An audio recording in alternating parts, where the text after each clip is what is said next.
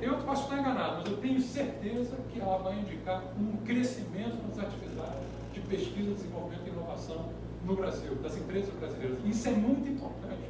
Isso é parte de um projeto de desenvolvimento nacional, onde a geração de conhecimento no país é garantia de sustentabilidade do esforço de desenvolvimento do Brasil, que o Brasil está empreendendo.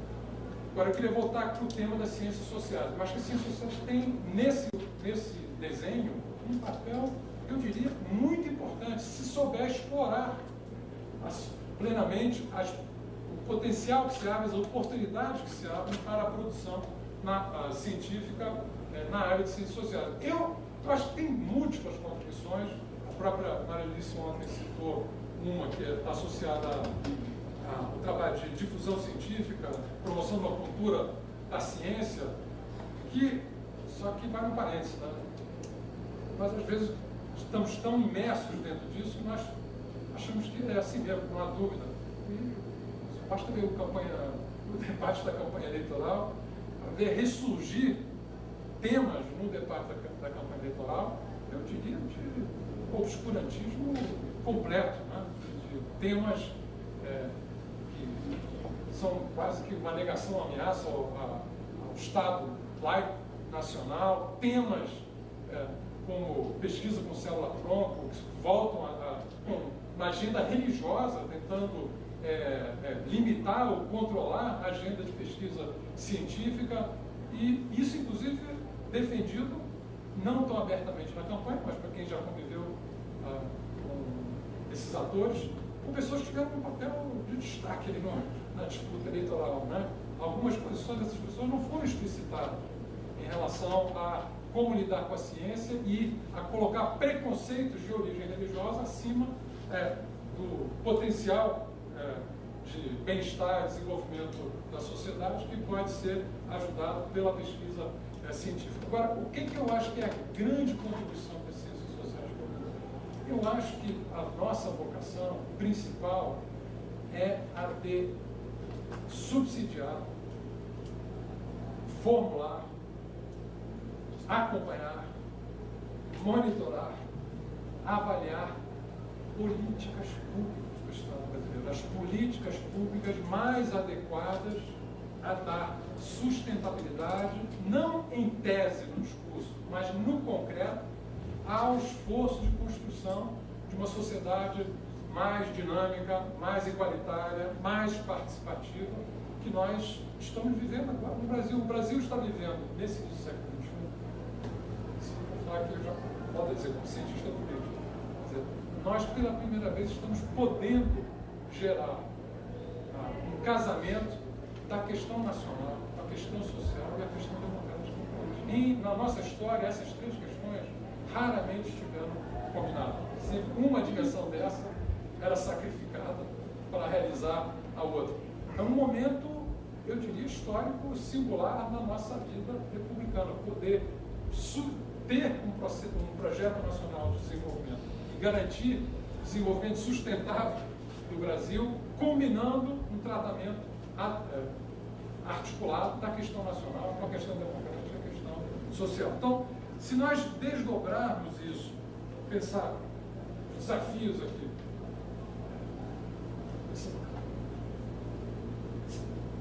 política externa, novos desafios, política de defesa, novos desafios, política de segurança, novos desafios, a própria estratificação da sociedade brasileira, construção de identidade,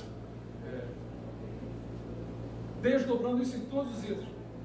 Agenda, programa espacial, programa nuclear, alternativas renováveis de energia, quer dizer, decompõe o plano de ação de ciência e tecnologia, todos envolvem forte ativismo de políticas públicas, para o qual a nossa pesquisa gera conhecimento absolutamente relevante. Absolutamente relevante. E eu acho que nós somos acanhados. Eu digo isso sendo gestor nessa área atual. Eu acho que a gente tende, aquela imagem do Nelson Rodrigues, o complexo de vira-lata. Às vezes a gente se sente menor, discriminado, e acho que nós tendemos a adotar uma posição de gueto. Eu vou aqui, próximo, mas só para você, aqui eu senti que político falando da FINEP. Por exemplo, dá um exemplo aqui. A FINEP tinha um programa, um edital específico para ciência social. Mas por que tem um edital específico para ciência social? Não são ciência. Por que tem que ter um edital para ciências e um edital específico para ciências sociais? Eu estou falando como cientista social. Eu acho, do ponto de vista da política, por exemplo, eu acho mais correto o que foi feito no Sistema Nacional de Ciência e Tecnologia, os Institutos Nacionais de Ciência e Tecnologia. O que é que nós fizemos? No edital dos institutos, incorporamos temas das ciências sociais que são críticos para políticas públicas relevantes nacionais, segurança. Aliás, está na lista ali que foi apresentada. Né? Desenvolvimento, educação, trabalho. Então, incorpora os temas das ciências sociais no coração da política de ciência e tecnologia, não é no gueto de um lado secundário com recursos menos volumosos. Essa é uma preocupação que eu tenho, porque eu acho que isso nos aprisiona no estatuto de minoridade dentro do sistema. Eu acho que nós não devemos aceitar esse estatuto. Eu estou falando aqui como cientista social. Tá? Então, eu acho que o tema das políticas públicas associados a esse novo momento de desenvolvimento sustentável que o Brasil está vivendo e ao novo quadro internacional que se formar no início do século XXI, eu acho que abre uma avenida de possibilidades. Porque, de certa maneira, o mesmo tipo de resistência que nós ainda enfrentamos, ou de incompreensão, as engenharias também enfrentaram isso. Por exemplo, aqui já foi dado como algo passivo. Patente é um item de produção. Mas isso é uma luta, porque digamos assim, o padrão era um padrão oriundo das ciências que estruturaram o sistema. Então, publicação internacional, paper, ponto. Eu acho que essa é uma segunda área que eu queria chamar a atenção. Eu acho que nós temos que revisitar os critérios de avaliação e de pontuação das nossas carreiras no sistema. Eu acho que porque nas ciências desumanas, né? Vou usar a imagem do Aragão, elas em geral são ciências paradigmáticas. Há um paradigma dominante de referência de como produzir ciência, como validar conhecimento produzido. Uma das características básicas da nossa área é que elas são não paradigmáticas. Você tem paradigmas, ela tem uma pluralidade paradigmática. Então, isso deve se desdobrar também para uma pluralidade de indexadores ou indicadores, né, de produtividade científica na área da ciência social. E essa, sinceramente, eu acho que nós ainda estamos muito atrás disso. Quer dizer, eu acho que, pegar a imagem do Renato, acho que a hegemonia dos padrões de avaliação que vem da ciência humanas, da ciência exata, elas ainda elas permeiam o sistema como um todo, não captando. Então, acho que talvez nós precisamos pensar melhor, algo que as engenharias confrontaram, né? Outros padrões de avaliação de desempenho para as engenharias. Eu acho que nós temos que pensar, porque senão, o que eu vejo como gestor é o seguinte, às vezes é como o seguinte, nós acabamos produzindo para nós mesmos.